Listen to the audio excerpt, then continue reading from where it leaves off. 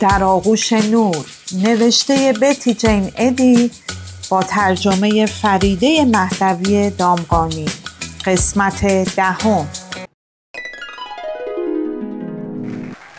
میهمانی استقبال از من. ناگهان گروهی روحانی قدم تو اون باغ گذاشتن. بسیاری از اونها لباسایی با رنگای ملایم داشتن و شاید با این شیوه میل داشتن بازتابی از حالت و فضا و موقعیت مکانی که تو اون حضور داشتن بر من نمایان کنن. اونها منو احاطه کردن و من احساس کردم که قصد دارن میهمانی شادی برپا کنن و به نوعی برای فارغ التحصیل شدن من تو اون مکان جشن میگیرن. من از دنیای فانی رفته و در واقع بدرود حیات گفته بودم، یعنی فارغ التحصیل شده بودم، چون در اون مکان مردن رو به این صورت نام می بردن. اونها با اونجا اومده بودن تا از من استقبال کنن. چهرهشون از لذت و خوشنودی می درخشید. درست مثل اون بود که به کودک خردسال نگاه می کردن که برای نخستین بار تجربه دلپذیر رو در حین انجام دادن کاری بسیار خوب آزمایش می کرد. ناگهان پی بردم که من تمام اونها رو میشناسم. در واقع تمامشون رو به یاد می آورد. اونها رو قبل از اومدنم بر روی زمین خاکی میشناختم. به طرفشون دویدم و هر کدوم رو تو آغوش گرفتم و سلام گفتم. فرشتگان محافظ و نگهبان من مثل همون 3 راهب خرقه پوش عزیز و دوست داشتنی در آن مکان حضور داشتن و دوباره در برابر دیدگان من بودن.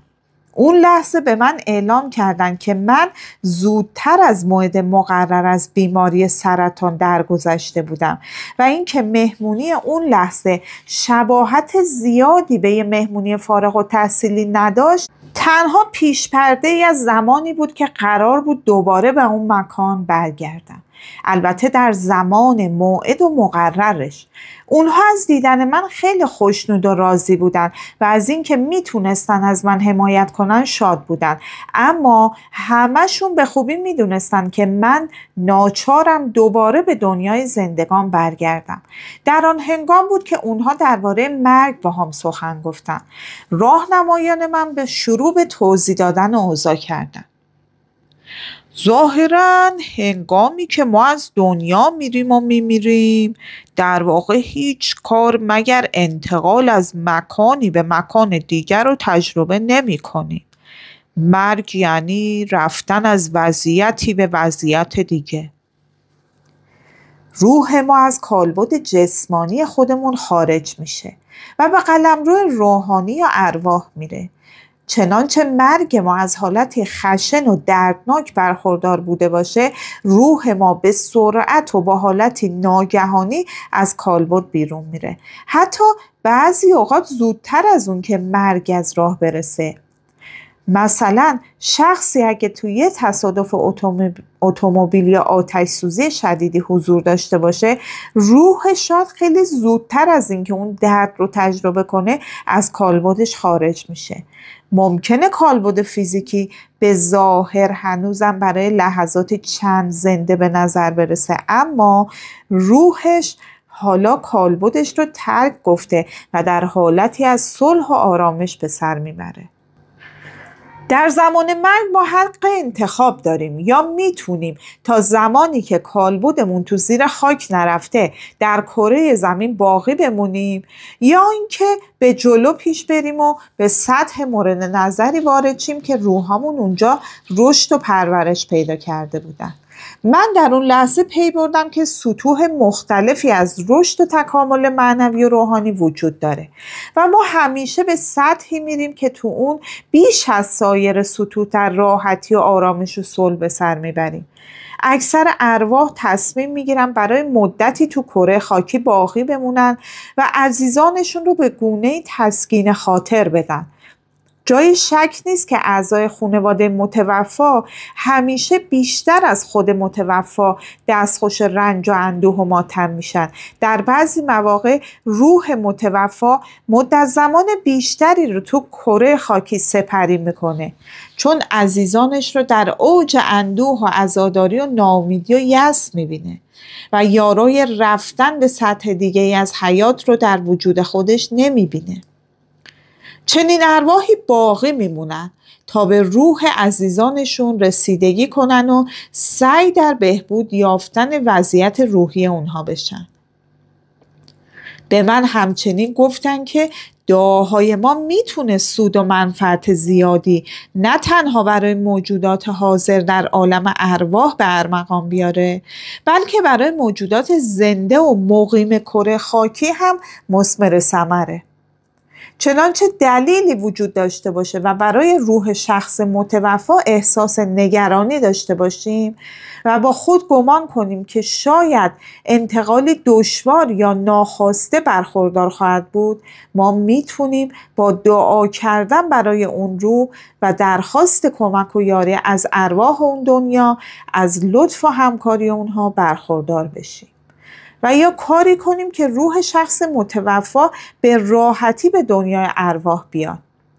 اونها به من گفتن خیلی اهمیت داره که ما انسانهای زمینی تا زمانی که به صورت انسان فانی هستیم دانشی دقیق و اطلاعاتی واضح از دنیا ارواح به دست بیاریم. هر چقدر تو دنیای خاکی اطلاعات بیشتری کسب کنیم، سریعتر و بهتر از سایر ارواح ناآگاه به جلو میریم و به دنیای ارواح وارد میشیم. اون دسته از کسانی که به عنوان اشخاص بی‌اعتقاد و لامذهب از دنیا میرن و یا اون دسته از کسانی که به خاطر حرص و طمع مادی یا هر گونه وابستگی‌های دنیوی به سختی قادرن به جلو پیش برن، به ناچار به دنیا و کره خاکی وابسته میمونن و زندانی اون میشن. چنین ارواحی انقدر تو کره خاکی باقی میمونن تا سرانجام بیاموزن که قدرت والاتر و عظیمتری رو بپذیرن که در اطرافشون حضور داره و حاضر میشن دنیای خاکی و وابستگی های اون رو رها کنن. به من گفتن که ما همه به هر حال به دنیای ارواح برمیگردیم و شناختن حضرت عیسی مسیح یا پیامبران بزرگ عالم خیلی اهمیت داره. اینکه این پیامبران مثل دری هستن که ما میتونیم از میون اونها قدم به قلمرو دلپذیر آسمانی بگذاریم. برای من که پیرو آیین مسیحیت بودم، تنها در ممکن برای رسیدن به این قلمرو از طریق ارادت و اخلاص به شخص حضرت عیسی مسیح بود. دوستان من که در باغ حضور داشتن و سرشار از عشق و علاقه و دوستی بودن من رو احاطه کردن. متوجه شدن که من هنوز به هیچ وجه مایل نبودم به جایگاه نخستم برگردم. اونها دریافتن که میل داشتم بازم چیزهای بیشتری ببینم. اونها در شوق و علاقه‌ای که برای خوشنود ساختن من در وجودشون حس می‌کردن حاضر شدن باز هم بسیار چیزهای تازه تر نشونم بدن. دنیاهای بیشمار. حافظه من رو بیش از پیش گشودن و من به زمانی رجوع کردم که هنوز پیش از زمان خلقت و آفرینش کره خاکی ما بود، به گذشته های خیلی دور و ازلی. به یاد می آوردم که خدای مهربان خالق بسیاری از دنیا هاست. همینطور هم بسیاری از کهکشان‌ها و قلمروهایی که ماورای درک و شعور ماست. خیلی مشتاق به دیدن اون دنیاها بودم. با بروز چنین میلی تو وجودم قدرت لازم رو به من دادن و من از اون باغ دور شدم. این بار دو موجود دیگه که خیلی نورانی بودن به عنوان راهنمایان من شروع به کار کردن. من رو همراهی کردن. کالبدهای روحانی ما از کنار دوستانم دور شدن و دوباره قدم به ظلمت و تاریکی فضا نهادیم. بر سرعت ما افزوده شد و من شور و هیجان این پرواز آسمانی رو به شدت حس می کردم. می تونستم به هر جا که می خواستم برم، هر کاری که دوست دارم انجام بدم. از این آزادی سرمست شده بودم و شیفته اون. من قدم به وسعت لایتناهی فضا گذاشتم و بیدرنگ دریافتم که اونجا به هیچ وجه خالی نیست. اونجا سراسر آکنده از عشق و نور بود. حضور ملموس خداوند رو به وضوح حس می کردم. من صدای لطیف و ملایم و گوشنواز شنیدم. صدای دوردست اما تسکین بخش که باعث خوشنودی و شادی من می شد. اون صدا شبیه نوتی از موسیقی بود، اما از ماهیت عالمگیر برخوردار بود. به نظر می رسید که تمام فضای اطراف من رو انباشته از خود ساخته.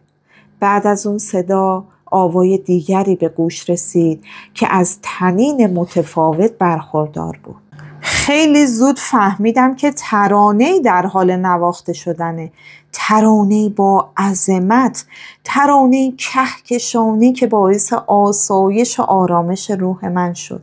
نوای اون ارتعاشاتی لطیف اطرافم به وجود می آورد و هنگامی که بر روحم برخورد می کردن به درستی دریافتم که از قدرت شفادهی برخورداره. اون ترانه مثل ضمادی روحانی بود. تازه در اون زمان بود که فهمیدم موسیقی هایی نیز وجود دارن که قادرن واکنش های عاطفی منفی و خیلی مخربی در وجودمون پدید بیارن. تازه میفهمیدم در زمانی که در کره خاکی حضور داشتم شیطان از همین نواهای منفی تو موسیقی استفاده میکرد و همین ارتعاشات بودن که بیماری و کسالت رو در ذهن و کالبدم به وجود آورده بودن. در طول سفرام من همیشه قادر بودم حضور خداوند رب العالمین و عشق الهی رو در اطرافم حس کنم. تسکین خاطر پیدا می کردم و حس می کردم دوباره به محیط زیست اولیه‌ام بازگشتم و فقط سرگرم انجام دادن کارهایی هستم که برام عادی و طبیعی بودن. من مسافت‌های فوق‌العاده زیادی رو پیمودم. به خوبی می‌دونستم ستاره‌هایی که مشاهده می‌کنم هرگز از روی زمین قابل رؤیت نیستن. من موفق به دیدن کهکشان‌های بیشماری شدم و با سهولت و سرعتی آنی به اونها سفر می‌کردم. از دنیاهای گوناگون اونها دیدن کردم و باز هم با کودکان و موجودات دیگه‌ای که همه مخلوقات خدا بودن ملاقات کردم. تمام این مخلوقات برادران و خواهران معنوی ما به شمار میرن. تمام این سیر و سفر همچون تجدید خاطره و مانند بیداری از یک خواب طولانی مدت بود. من خیلی خوب میدونستم که قبلا هم به این اماکن اومده بودم. مدت‌ها بعد وقتی که دوباره به داخل کالبد جسمانی برگشتم، در اوقاتی که قادر به یادآوری دقیق جزئیات این تجربه بی‌نظیر نبودم، احساس اندوه و ناراحتی فراوان می‌کردم و حس عجیبی داشتم. انگار فریب خوردم.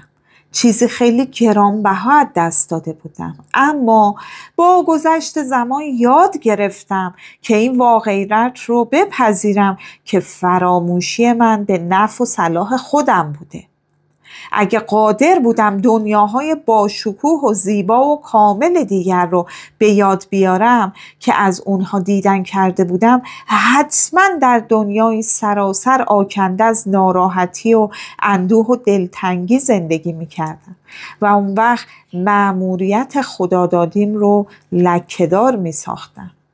خداوند رحمان نیازی به اون نداشت که دنیاهای دیگه‌ای رو نشونم بده.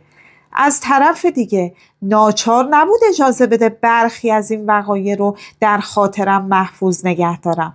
خداوند در اوج وحدانیت و رحمتش خیلی چیزها به من ارزانی داشت. من دنیاهایی دیدم که حتی با قدرتمندترین تلسکوپ های دنیامون قادر به دیدن اون نخواهیم بود.